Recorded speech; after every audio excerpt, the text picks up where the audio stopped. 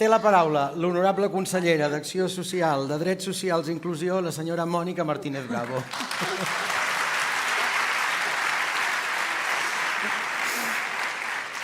No calia, però moltes gràcies. Molt bon dia a tots i a totes. Sònia Gainza, directora de la Propa Cultura, director de l'Auditori, honorable consellera, Sònia Hernández, autoritats, amics i amigues. És un plaer, en majúscules, estar avui aquí amb tots vosaltres, escoltar tot el que ha aconseguit la Propa Cultura en els últims 18 anys, per molts anys, a Propa Cultura. No només és meravellós veure aquest tipus d'iniciatives i experiències i veure tot el poder transformador per la nostra societat, però quan a sobre es porta fent durant 18 anys és realment conmovedor. O sigui que moltes gràcies per convidar-nos, és un plaer veure com des de les institucions també podem fomentar aquest tipus d'iniciatives. Bé, moltes de les coses que pensava dir les heu reflectit molt bé tots vosaltres. L'accés a la cultura és un dret, ho diu la Declaració dels Drets Humans des del 1948 a l'article 27. Tota persona té dret a participar lliurement a la vida cultural de la comunitat, a gaudir de les arts i a participar en el progrés científic. Albert Einstein deia que la cultura, l'accés a la cultura i el coneixement és com un paracaigudes, només funciona quan la ment s'obre. I necessitem la cultura i tots els estímuls perquè tots puguem tenir la ment oberta i fomentar aquest esperit crític i ser part plena de la ciutadania.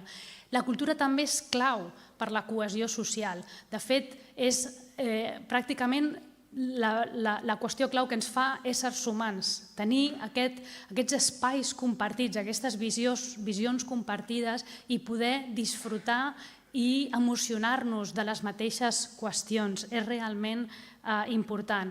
Però sabem, com també heu dit, que tristament avui la cultura no arriba a tothom que hauria d'arribar. El 15% de persones a Catalunya diuen que no es poden permetre activitats culturals i d'oci i aquest percentatge augmenta fins al 44% quan ens centrem en les persones en risc d'exclusió social o pobresa.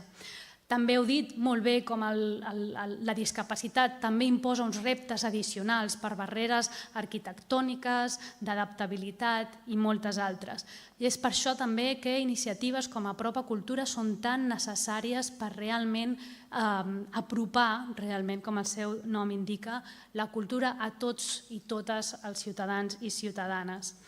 I també perquè la cultura s'enriqueix. També la cultura necessita aquestes visions tan diferents i la diversitat.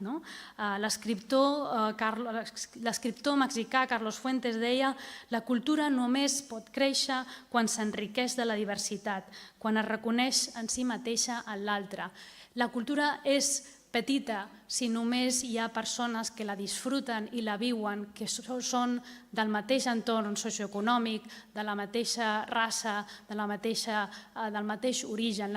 La cultura necessita aquesta diversitat per créixer, com també el coneixement i també la ciència.